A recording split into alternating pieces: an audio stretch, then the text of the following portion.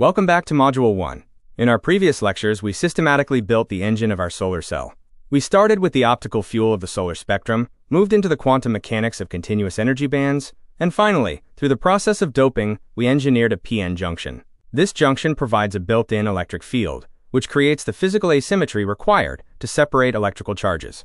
Up until now, our diode has been sitting in the dark. Today, we are finally going to turn the lights on. We are going to combine the optical absorption physics from our first lecture with the diode physics from our third lecture to witness the true photovoltaic effect in action. By the end of this session, you will understand exactly how we extract usable power from this device, and we will define the 4 critical performance parameters that dictate a solar cell's efficiency.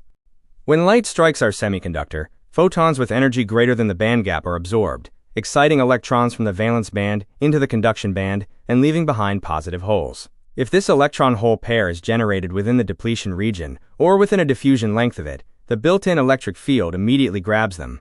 The field forcefully sweeps the negatively charged electron toward the n-type side and sweeps the positively charged hole toward the p-type side.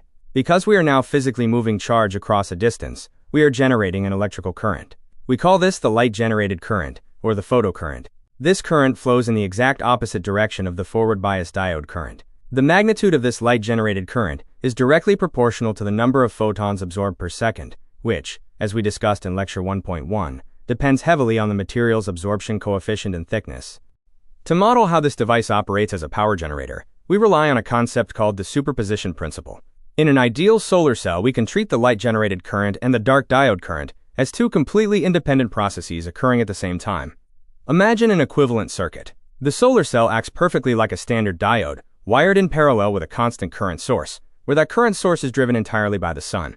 Therefore, the total net current flowing through the external circuit is simply the sum of these 2 competing effects. Mathematically, the net current density equals the dark diode current density minus the light-generated current density. If we expand this using the ideal diode equation we learned last time, the total current density equals the reverse saturation current, multiplied by the quantity of E raised to the power of the applied voltage times the elementary charge, divided by the diode ideality factor, Boltzmann's constant, and the absolute temperature, -1. And then, from all of that, we subtract the light-generated current density. This single mathematical expression is the ideal solar cell equation. It is the absolute cornerstone of photovoltaic device physics. When you are writing analytical models to simulate how a perovskite solar cell degrades over time, evaluating how the parameters within this specific equation shift as defects form is the exact methodology you will use to predict device failure.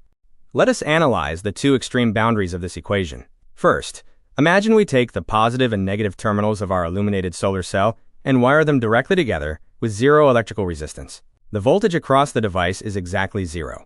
Because the voltage is 0, the dark diode current is 0. The only thing flowing through our external wire is the pure light-generated current. We call this extreme the short-circuit current density. It is the absolute maximum current the solar cell can produce. It is fundamentally limited by the band gap of the material and the optical absorption we discussed in our very first lecture. If your perovskite film is too thin or highly defective, your short-circuit current will plummet. Now imagine the opposite extreme. We disconnect the wires completely. The electrical circuit is broken, meaning absolutely 0 net current can flow out of the device. Because the light is still shining, the built-in electric field is still sweeping electrons to the n side and holes to the p side. But since they have nowhere to go, they start piling up at the electrical contacts. This massive accumulation of separated charge creates its own voltage, which pushes back against the built-in electric field. Eventually, this opposing voltage grows so strong that it forces a forward-biased dark current to flow internally, which perfectly cancels out the light-generated current. The net current drops to 0. The maximum voltage measured at this exact moment is called the open circuit voltage. We can calculate this theoretically by setting our solar cell equation to 0 and solving for voltage. The open circuit voltage equals the ideality factor times Boltzmann's constant times temperature divided by the elementary charge, all multiplied by the natural logarithm of the light-generated current divided by the reverse saturation current, +1. This voltage represents the absolute thermodynamic limit of the potential energy we can extract from the separated charges. Now we can plot the entire behavior of the solar cell on a graph, creating the famous current voltage, or JV curve. We plot the short-circuit current on the y-axis and the open circuit voltage on the x-axis. As we sweep the voltage from 0 up to the open circuit limit, the curve swoops down into the 4th quadrant of our graph. Why is the 4th quadrant so important? Because power equals current multiplied by voltage. In the 4th quadrant, the current is negative, meaning it is flowing out of the device, and the voltage is positive. This means the device is actively generating electrical power, rather than consuming it like a standard resistor. However, we cannot extract power at the extremes. At short circuit, the voltage is 0, so the power is 0. At open circuit, the current is 0, so the power is again 0. Somewhere along the bend of this curve, there is a specific sweet spot, where the product of the current and the voltage reaches its absolute mathematical maximum. We call this the maximum power point. When we design inverters for solar panels, they use complex algorithms to constantly track this exact point to ensure we are extracting the maximum possible energy as the sun moves across the sky. This brings us to our final two critical performance parameters. If we draw a rectangle using the maximum power point and compare it to a larger ideal rectangle drawn using the short circuit current and open circuit voltage, we get a ratio.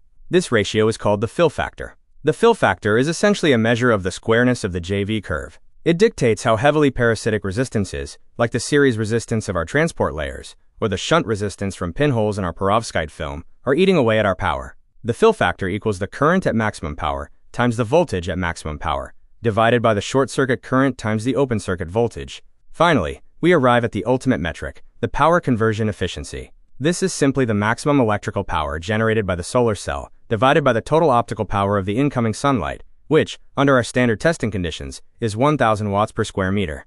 Alternatively, the power conversion efficiency can be expressed as the product of the short circuit current, the open circuit voltage, and the fill factor, all divided by the input solar power. To summarize, by illuminating our PN junction, we generate a photocurrent that superimposes onto the dark diode current.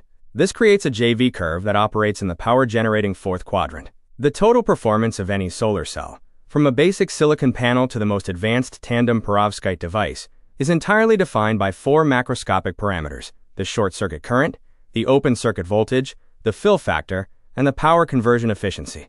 These four variables are the exact metrics you will track to validate your physical models against real experimental data in the lab.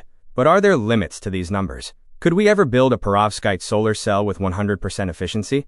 In our final lecture of Module 1, we will explore the fundamental thermodynamic constraints of photovoltaics, diving into recombination mechanisms and the famous Shockley-Queisser limit. Thank you for watching, and I will see you in Lecture 1.5.